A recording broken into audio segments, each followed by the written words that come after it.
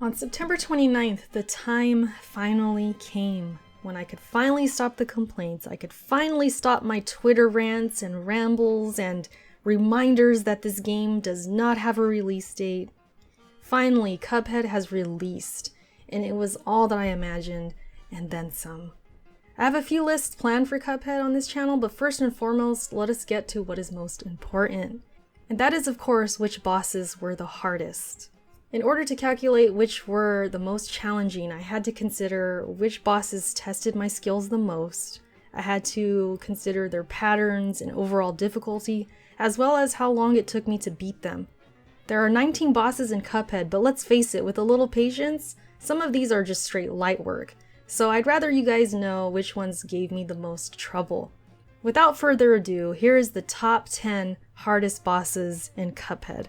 Starting with number 10, I'm going to go with Walle Warbles. This was a tough decision, and I want to make an honorable mention for Jimmy the Great, because these were almost equal. I'm having a hard time picking one of them, and I don't want to leave either of them out. So this is kind of like a two-way tie. I mean, this is my list. I can bend the rules a little bit.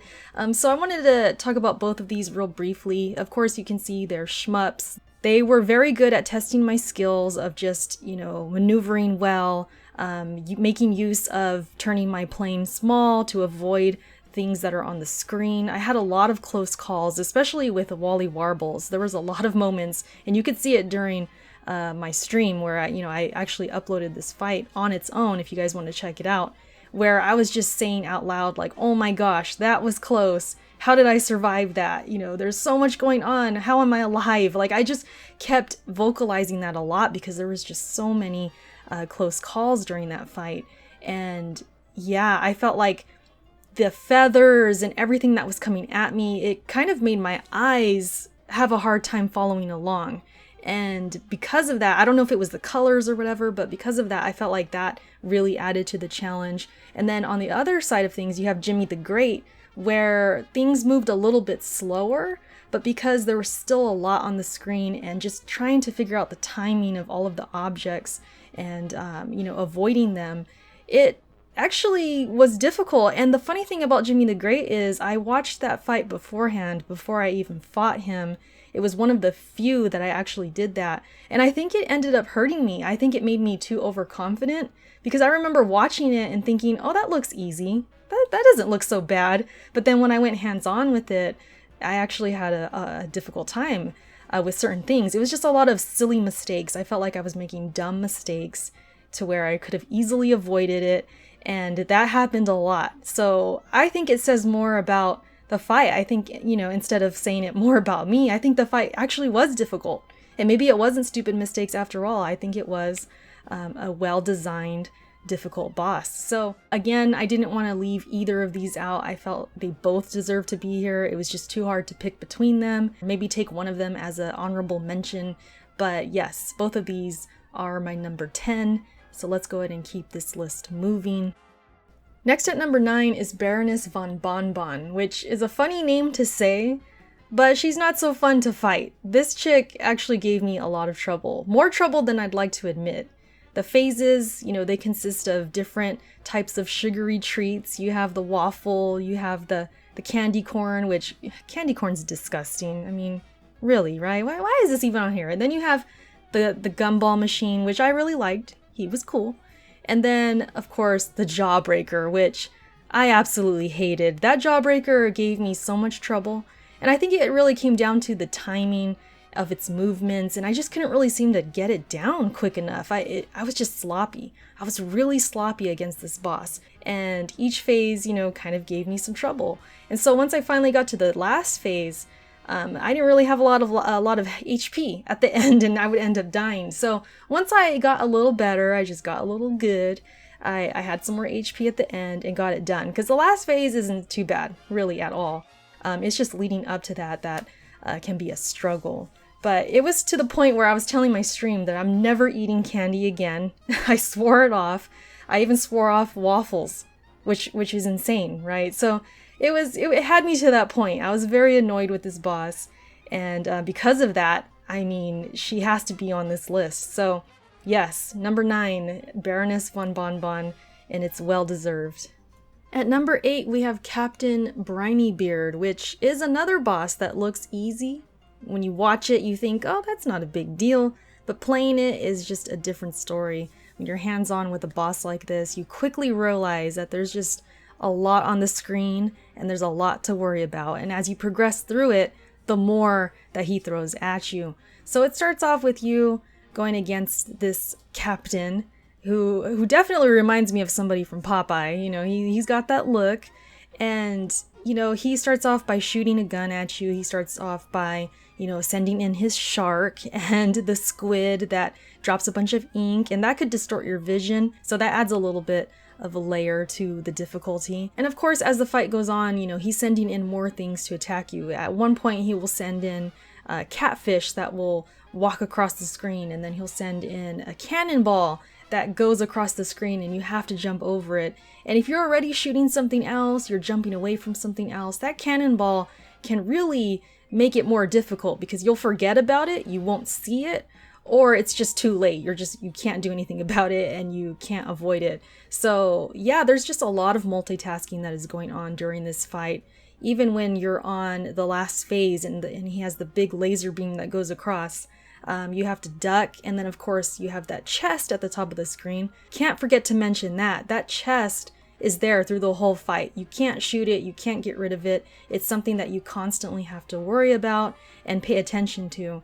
And yeah, once you get to that last phase, if you're ducking away from this beam and the chest is right above you, it's game over. So positioning yourself, getting ready for those moments is very important.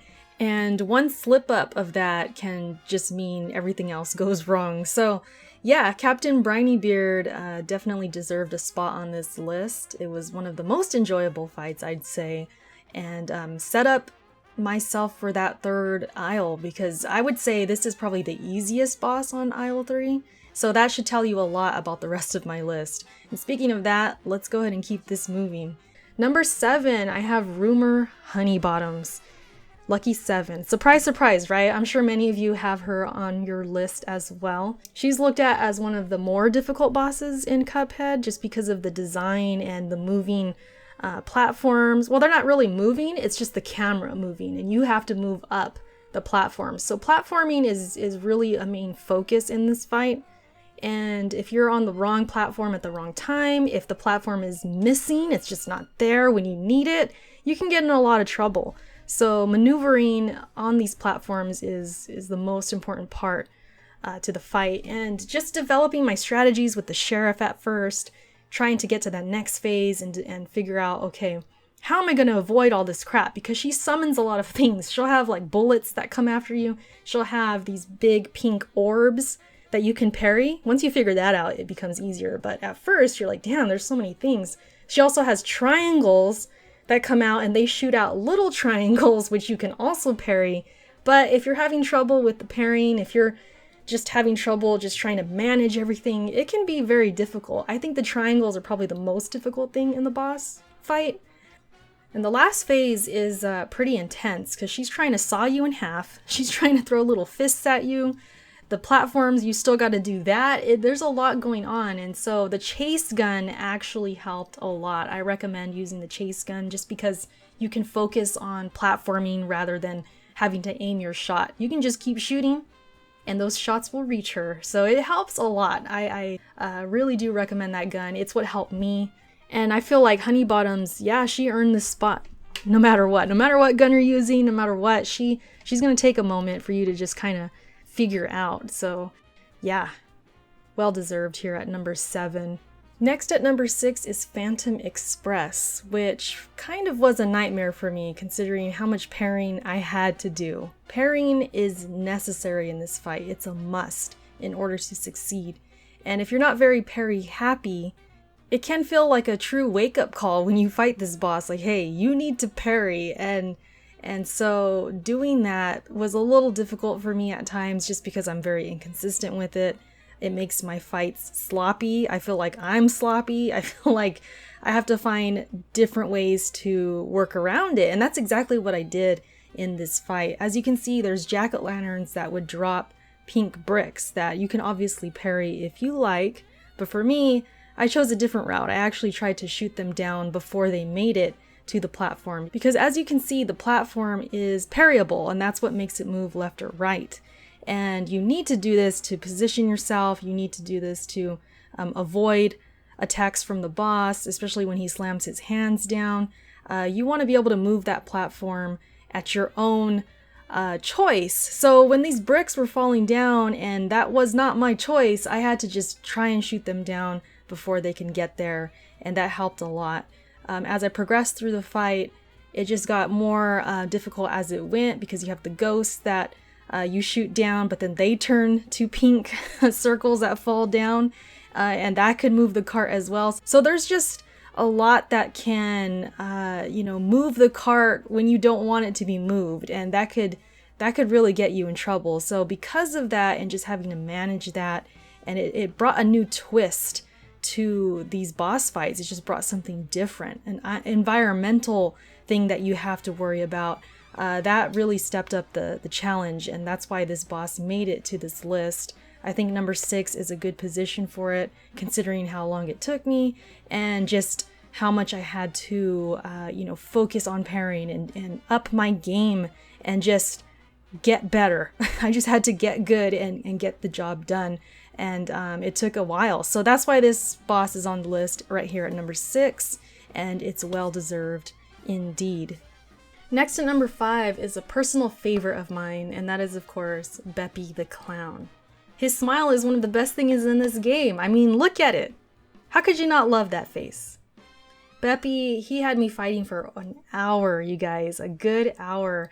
And because up until that point, was basically light work. I was working through aisle 1. Those bosses weren't very hard. We all know that.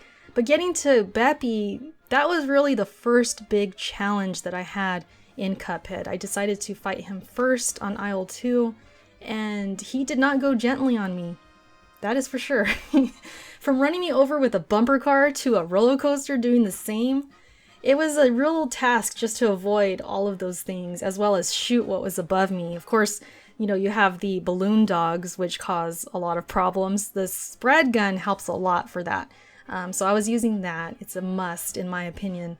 And then, of course, when you get closer to the end, you go through the next phases, you have that roller coaster that just keeps going around and around. And it really is the X factor in this fight, because it can either go by with no consequence. You're like, hey, I didn't have to worry about it. I'm good. Or it could completely just mess up everything because you're in the wrong position, or because the boss himself, he has you cornered and there's nothing you can do about it. Things can go really wrong because of that roller coaster. So for sure, that is the definite X factor in this fight. And like I said, with the balloon dogs, you got to shoot those down. You have the horseshoes that you have to avoid. And then you also have the baseballs at the end, which can pose a big problem. And so I felt like the whole fight was challenging, just because of, the roller coaster going by. And then you have all these projectiles. You have, a consistent challenge. I'd argue Pepe is the hardest boss on aisle 2. I mean, he has a lot going on for him, really. So Pepe, as one of my favorites, I enjoyed it a lot. I really enjoyed the fight, but he did give me a lot of trouble. And because of that, I'm always going to remember him. I mean, who could forget that smile? I sure can't. So yeah, Pepe here at number 5, my personal favorite. All right, and now at number 4, I have the infamous Devil, which he's the center of this whole thing. He's the last boss. He's the main boss, and the reason why everything's happening the way it is in Cuphead, the reason we're fighting these bosses. The Devil, in some people's opinion, did not live up to his name. I know a lot of people out there think he was very easy. They think, he wasn't much, considering he's the last boss. They were thinking he should be harder. I kind of wish I was in that camp with you guys. I can't say that I am, though.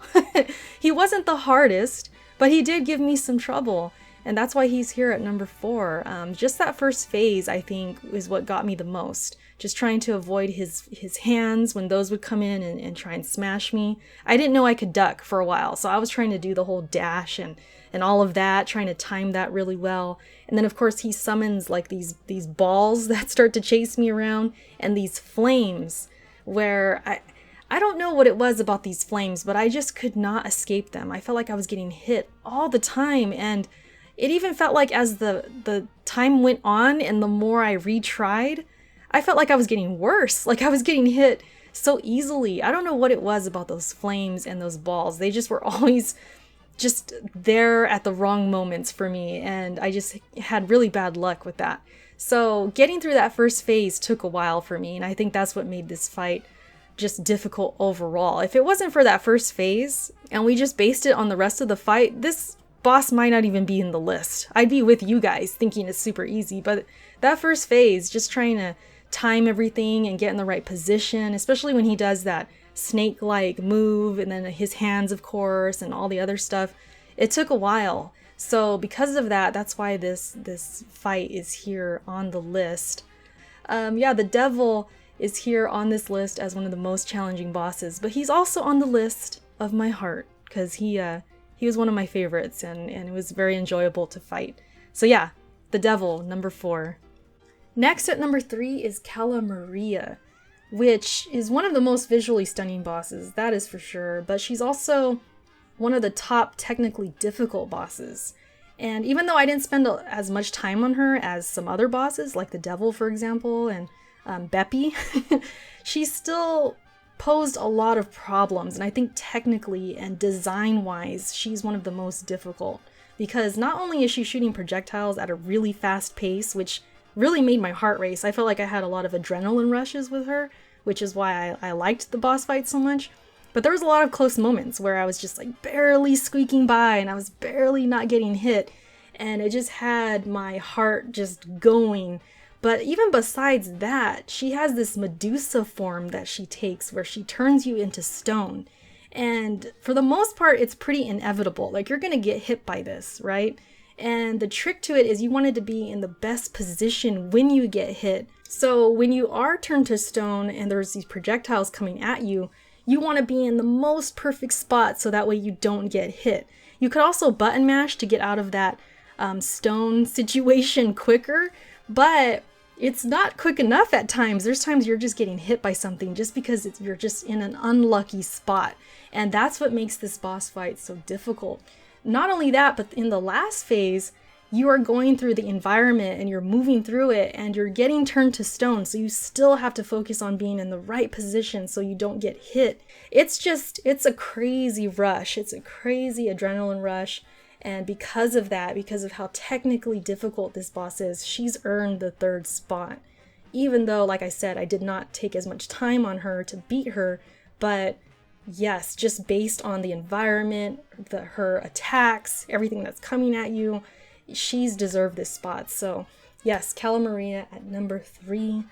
All right, so now we're down to the final 2, and I'm sure you can guess which ones are left, unless you think it's the dragon. Spoiler alert, it's not. Actually, number 2 is the robot, Dr. Cal's robot. This boss is special, right? I mean, if you're like me, you had some difficult times with this boss, just trying to figure him out, just trying to even guess on what you should do first, because there's 3 things you got to shoot at the beginning, and just trying to figure out, you know, which should come first, which should come last, how am I going to maneuver in between these 3 objects that I have to shoot. It's a little difficult at first. Just trying to get the gist of this boss and the ins and outs of this boss can take a little bit. And I'm sure I'm not alone when, you know, I died and I looked at the screen and the progress of what my little Cuphead did, and it only moved, what, a centimeter? I'm sure we all had that moment we were scratching our heads and thinking, how in the hell, like, I didn't even make any progress on this boss. What is this boss right now? We all had that moment, and I definitely did. So just trying to get through that first phase and find what works took a little bit. And I actually have a video up on my channel where it's titled How I Made the Robot Boss Light Work, where I talk about that strategy because I got it down. I got it down to a science, and I was able to just pick this guy apart. And so it got easier, of course, as it went, but it can feel like such a long process. That first phase can feel like it goes forever. And then the second phase isn't so bad. It actually gets a little less difficult. But then the third phase, it turns it up again, and it's just wild. Like, you have all these projectiles on the screen, these diamonds that just spread like bullets. And then you also have these like electrical fence kind of things that you have to avoid.